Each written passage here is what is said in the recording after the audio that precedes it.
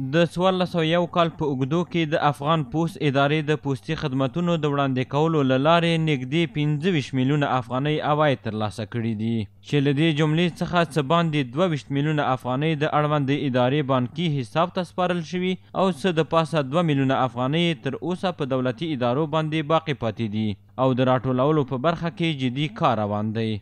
از اثر امی خدمات ما 24 میلیون و 922 هزار و 442 افغانی عواید ما به دست آوردیم که به خزینه امارت اسلامی افغانستان تحویل گردیم.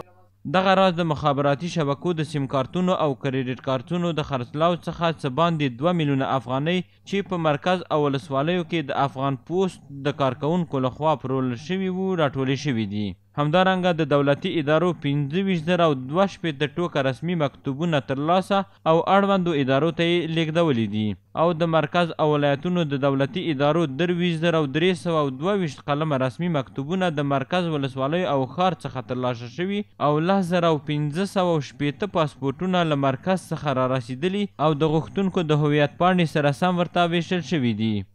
افغان پست 25062 قطعه مراسلات دوایر رسمی را عقد کرده که به مراجع مربوط ارسال شده به وقت زمان معینش. همچنان 23332 قطعه مراسلات از سایر ادارات بر ما مواصلت کرده که ما دوباره ای را به مراجع مربوطش از طریق پست رسانان و کارمندان مربوط خود در شهر، در ولسوالیا و در ولایات همجوار توزیع کردیم به وقت زمان.